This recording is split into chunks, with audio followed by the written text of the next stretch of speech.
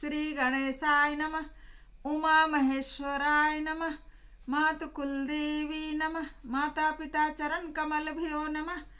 आज 27 अध्याय सती खंड रुद्र संहिता शिव पुराण से आप लोग प्रेम पूर्वक सुने, जिसका शीर्षक है दक्ष के द्वारा महान यज्ञ का आयोजन, उसमें ब्रह्मा विष्णु देवताओं और ऋषियों का आगमन, दक्ष द्वारा सबका सत्कार, यज्ञ का आरंभ, दधीचि द्वारा भगवान शिव को बुलाने का अनुरोध और दक्ष के विरोध करने पर शिव भक्तों का वहां से निकल जाना।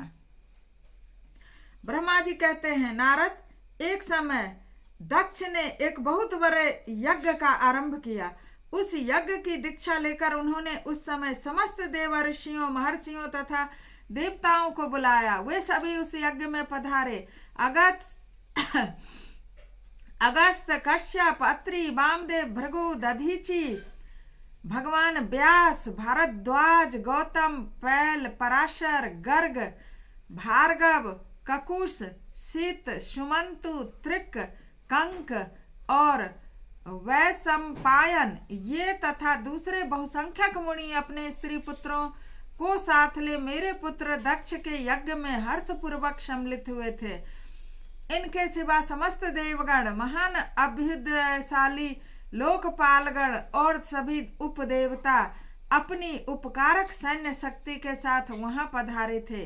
दक्ष ने प्रार्थना करके सदल बल मुझ विश्व सृष्टा ब्रह्मा को भी सत्यलोक से बुलवाया था। इसी भांति भांति से सादर प्रार्थना करके वैकुंठ लोक से भगवान विष्णु भी उस यज्ञ में बुलाए गए थे। शिव द्रोही दुरात्मा दक्ष ने उन सब का बड़ा सत्कार किया। विश्वकर्मा ने अत्यंत दीप्तिमान, विशाल और बहुमूल्य दिव्य भवन बनाए थे। दक्ष ने वही भवन समागत अतिथियों को ठहरने के लिए दिए। सभी लोग सम्मानित हो उन संपूर्ण भवनों में यथा योग्य स्थान पाकर ठहरे हुए थे। जैसे होटल में आजकल बुला के देते हैं ना, 5 स्टार होटल में या रिसोर्ट में शादी ब्याह में अतिथियों को, तो उस समय से होता आ रहा है। वहीं से अब लोग सीख रहे हैं। लोग सोचते हैं कि हम बहुत एडवांस हैं, लेकिन सब कुछ तो पौराणिक ही है, उन्हीं का अनुसरण होता है। उसमें दक्ष ने भृगु आदि तपोधनों को ऋत्विज बनाया। संपूर्ण मरुदगणों के साथ स्वयं भगवान विष्णु उनके अधिष्ठाता थे। मैं वेद त्रयी की विधि को दिखाने या बताने वाला ब्रह्मा बना था। इसी तरह संपूर्ण दिक्पाल अपने आयुधों और परिवारों के साथ द्वारपाल एवं रक्षक बने थे और सदा कौतूहल पैदा करते थे। स्वयं यज्ञ सुंदर रूप धारण करके दक्ष के उस यज्ञ मंडल में उपस्थित था। महामुनियों में श्रेष्ठ सभी महर्षि स्वयं वेदों के धारण करने वाले हुए थे। अग्नि ने भी उस यज्ञ महोत्सव में शीघ्र ही हविष्य ग्रहण करने के लिए वहां अपने सहस्त्रों रूप प्रकट किए थे। वहां 88,000 ऋत्विज एक साथ हवन करते थे। 64,000 देवर्षि उद्गाता थे। अध्यवर्यु एवं होता भी उतने ही थे। नारद आदि देवर्षि और सप्त ऋषि पृथक पृथक गाथा गान कर रहे थे। दक्ष ने अपने उस महायज्ञ में गंधर्वों, विद्याधरों, सिद्धों, 12 आदित्यों, उनके गणों, यज्ञों तथा नागलोक में विचरने वाले समस्त नागों का भी बहुत बड़ी संख्या में वरण किया था। ब्रह्म ऋषि, राजर्षि तथा देवर्षियों के समुदाय तथा बहुसंख्यक नरेश भी उसमें आमंत्रित थे, जो अपने मित्रों, मंत्रियों तथा सेनाओं के साथ आए हुए थे। यजमान दक्ष ने उस यज्ञ में वसु आदि समस्त गण देवताओं का भी वरण किया था। कौतुक और मंगलाचार करके जब दक्ष ने यज्ञ की दीक्षा ली तथा जब उनके लिए बारंबार स्वास्ति वाचन किया जाने लगा, तब वे अपनी पत्नी के साथ बड़ी शोभा पाने लगे थे। इतना सब करने पर भी दुरात्मा दक्ष ने, देखिए दक्ष ने कितना तैयारी किया, कितने लोगों को बुलाया, कितना व्यवस्थित सबके आराम के लिए, रहने के लिए, शयन के लिए व्यवस्था किया, लेकिन तो भी वो दुष्ट कहला रहा है, दुरात्मा कहला रहा है। इस पुराण में जो लिखा है, क्योंकि वो भगवान शंभु को नहीं आमंत्रित किया था। अगर कोई यज्ञ या कोई चीज आप कोई करते हैं और उसमें किसी को अनादर करने के उद्देश्य से अगर नहीं बुलाते हैं तो वो सफल ही नहीं होता है। और जिसका आपको उदाहरण मिलेगा, उनकी दृष्टि में कपालधारी होने के कारण वे निश्चय ही यज्ञ में भाग पाने योग्य नहीं थे। सती प्रजापति दक्ष की प्रिय पुत्री थी, तो भी कपाली की पत्नी होने के कारण दोषदर्शी दक्ष ने उन्हें अपने यज्ञ में नहीं बुलाया। बताइए, कपाली की पत्नी तो बनाया उन्होंने ही, शादी किया, और बेटी को भी नहीं बुलाया। इस प्रकार जब दक्ष का वह यज्ञ महोत्सव आरंभ हुआ और यज्ञ मंडप में आए हुए सब ऋत्विज अपने अपने कार्य में संलग्न हो गए, उस समय वहां भगवान शंकर को उपस्थित नहीं देखकर शिव भक्त दधीची का चित्त अत्यंत उद्विग्न हो उठा। अब वहां दधीची भी थे और वो शिव भक्त थे। अब जो जिसका भक्त रहता है तो वो तो खोजता है कि फलाने नहीं आए हैं। अब वो खोजने लगे कि शिव नहीं है। दधीची ने कहा, मुख्य मुख्य देवताओं तथा महर्षियों, आप सब लोग प्रशंसा पूर्वक मेरी बात सुने। इस यज्ञ महोत्सव में भगवान शंकर नहीं आए हैं, इसका क्या कारण है? यद्यपि ये देवेश्वर बड़े बड़े मुनि और लोकपाल यहाँ पधारे हैं, तथापि उन महात्मा पिनाक पाणी शंकर के बिना यह यज्ञ शोभा नहीं पा रहा है। बड़े बड़े विद्वान कहते हैं कि मंगलमय भगवान शिव की कृपा दृष्टि से ही समस्त मंगल कार्य संपन्न होते हैं।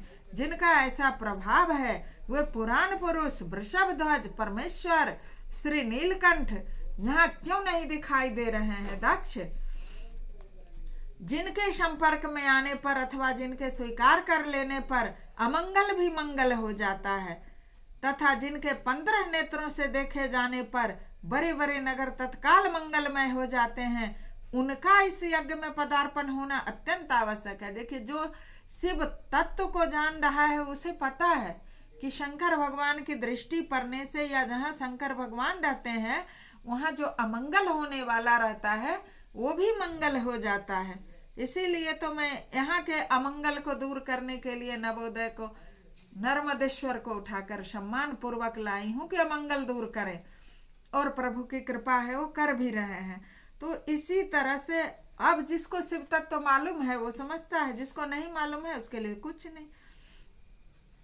इसलिए तुम्हें स्वयं ही परमेश्वर शिव को यहाँ शीघ्र बुलाना चाहिए, अथवा ब्रह्मा प्रभावशाली भगवान विष्णु, देवराज इंद्र, लोकपाल गणों, ब्राह्मणों और सिद्धों की सहायता से सर्वथा प्रयत्न करके इस समय यज्ञ की पूर्ति के लिए तुम्हें भगवान शंकर को यहाँ ले आना चाहिए।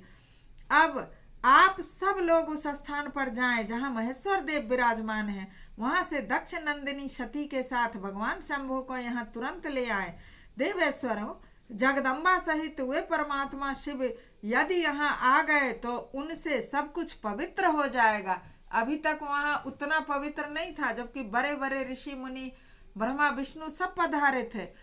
एक शंकर आ जाते तो सब कुछ पवित्र हो जाता। उनके स्मरण से, उनके नाम लेने से सारा कार्य पुण्यमय बन जाता है।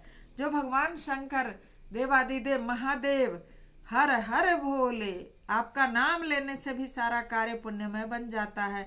अतः पूर्ण प्रयत्न करके भगवान वृषभ ध्वज को यहाँ ले आना चाहिए। भगवान शंकर के यहाँ पदार्पण करते ही यज्ञ पवित्र हो जाएगा, अन्यथा यह पूरा नहीं हो सकेगा, मैं सत्य कहता हूँ। दधीची का यह वचन सुनकर दुष्ट बुद्धि वाले मूढ़ दक्ष ने हंसते हुए रोषपूर्वक कहा, भगवान विष्णु संपूर्ण देवताओं के मूल हैं, जिनमें सनातन धर्म प्रतिष्ठित है। जब इनको मैंने सादर पूर्वक बुला लिया है, तब इस यज्ञ कर्म में क्या कमी हो सकती है, जिनमें वेद यज्ञ और नाना प्रकार के समस्त कर्म प्रतिष्ठित हैं। वे भगवान विष्णु तो यहाँ आ ही गए हैं। अब दक्ष को यह भी पता नहीं कि भगवान विष्णु के लिए शिव द्रोही कितना बुरा होता है। भगवान विष्णु और शिव एक ही हैं और ब्रह्मा, ये मूढ़ को समझ में नहीं आ रहा है। वे भगवान विष्णु तो आ ही गए हैं, इनके सिवा सत्यलोक से लोक पितामह ब्रह्मा वेदों, उपनिषदों और विविध आगमों के साथ पधारे हैं। देवगणों के साथ स्वयं देवराज इंद्र का शुभागमन हुआ है। आप जैसे निष्पाप महर्षि यहाँ आ गए हैं। जो जो महर्षि यज्ञ में सम्मिलित होने के योग्य, शांत और सुपात्र हैं, वेद और वेदार्थ को तत्व को जानने वाले हैं और दृढ़ता पूर्वक व्रत का पालन करते हैं, वे सब स्वयं आप भी जब यहाँ पदार्पण कर चुके हैं, तब हमें यहाँ रुद्र से क्या प्रयोजन है। विप्रवर, देखिए अहंकार कि जब मेरा काम चल ही जा रहा है तो उनको क्यों बुलाए। ऐसा होता है समाज में भी। दक्ष की तरह घमंडी लोग होते हैं जो सोचते हैं कि जिससे मेरा काम हो रहा है, इतने इतने प्रतापी को हम बुला रहे हैं, दो चार नहीं भी आएंगे तो मेरा क्या बिगड़ जाएगा। लेकिन ये अहंकार और किसी का तिरस्कार और अपमान कितना अशुभ फल देने वाला होता है, वो समय के साथ पता चल जाता है। मैंने ब्रह्मा जी के कहने से ही अपनी कन्या रुद्र को ब्याह दी थी। वैसे मैं जानता हूँ कि हर कुलीन नहीं है, हर मतलब शिव, उनके न माता है न पिता है। वे भूतों प्रेतों और पिशाचों के स्वामी हैं, अकेले रहते हैं। उनका अतिक्रमण करना दूसरों के लिए अत्यंत कठिन है। वे आत्म प्रशंसक, मूढ़, जड़, मौनी और ईर्ष्यालु हैं। इस यज्ञ कर्म में बुलाए जाने योग्य नहीं है। बताइए, अपने दामाद दक्ष की कितनी वो शिकायत कर रहे हैं और बोल रहे हैं। दक्ष बोल रहे हैं अपने दामाद शिव के लिए, ये दक्ष बोल रहे हैं शिव के लिए, कह रहे हैं कि वो आत्म प्रशंसक हैं और मूढ़ है, ईर्ष्यालु है, मौनी, और ये सब दक्ष ही हैं। इसीलिए जो जैसा रहता है उसको वही दिख रहा है। इस यज्ञ कर्म में बुलाए जाने योग्य नहीं है, इसलिए मैंने उनको नहीं बुलाया। अतः दधीची जी, आपको फिर कभी ऐसी बात नहीं करनी चाहिए। मेरी प्रार्थना है कि आप सब लोग मिलकर इस महान यज्ञ को सफल बनावें। दक्ष की यह बात सुनकर दधीची ने समस्त देवताओं और मुनियों के सुनते हुए सार गर्भित बात कही। सबको सुनाते हुए दधीची बोले, दक्ष, उन भगवान शिव के बिना यह महान यज्ञ अयज्ञ हो गया। अब यह यज्ञ कहलाने योग्य ही नहीं रह गया। विशेषतः इस यज्ञ में तुम्हारा विनाश हो जाएगा। ऐसा कहकर दधीची दक्ष की यज्ञशाला से अकेले ही निकल पड़े और तुरंत अपने आश्रम को चल दिए। तदंतर जो मुख्य शिव भक्त तथा शिव के मत का अनुसरण करने वाले थे, वे भी दक्ष को वैसा ही श्राप दे करके वहां से तुरंत निकल गए। भाई, जब मेरे देवता ही नहीं आए, मेरे देवता का जहाँ तिरस्कार हो रहा है वहां क्या रहना, तो निकल ही जाना चाहिए ऐसे जगह पे जहाँ शिव की शिकायत हो। शिव के मत का अनुसरण करने वाले लोग कैसे सहन कर पाएंगे। वे भी दक्ष को ऐसा ही श्राप देकर तुरंत वहां से निकले और अपने आश्रम को चले गए। मुनिवर दधीची तथा दूसरे ऋषियों के उस यज्ञ मंडप से निकल जाने पर दुष्ट बुद्धि शिव द्रोही दक्ष ने उन मुनियों का उपहास करते हुए बोला, शिव ही जिन्हें प्रिय हैं वे नाम मात्र के ब्राह्मण दधीच चले गए। उन्हीं के सामान जो दूसरे थे वे भी मेरी यज्ञशाला से निकल गए। यह बड़ी शुभ बात हुई। मुझे सदा यही अभिष्ट है। देवेश, देवताओं और मुनियों, मैं सत्य कहता हूँ, जिनके चित्त की विचार शक्ति नष्ट हो गई है, जो मंद बुद्धि हैं और मिथ्यावाद में लगे हुए, ऐसे वेद बहिष्कृत दुराचारी लोगों को यज्ञ कर्म में त्याग ही देना चाहिए।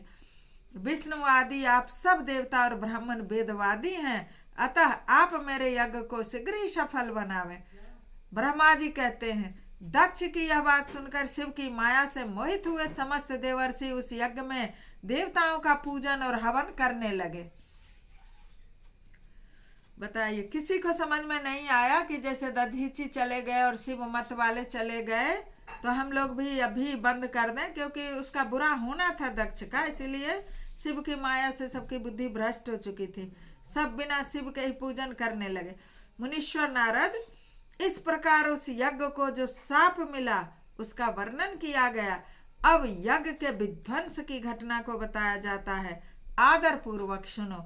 इस तरह से आज का 27वां अध्याय संपूर्ण हुआ और यज्ञ के विध्वंस की जो घटना है वो कल 28वें अध्याय में उसका वर्णन होगा। आप लोग सुनेंगे।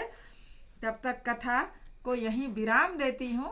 बोलिए भगवान शंकर की जय। हर हर महादेव। ओ भोला, सब दुख काटना मेरा, शिव शंकर करूं तेरी पूजा।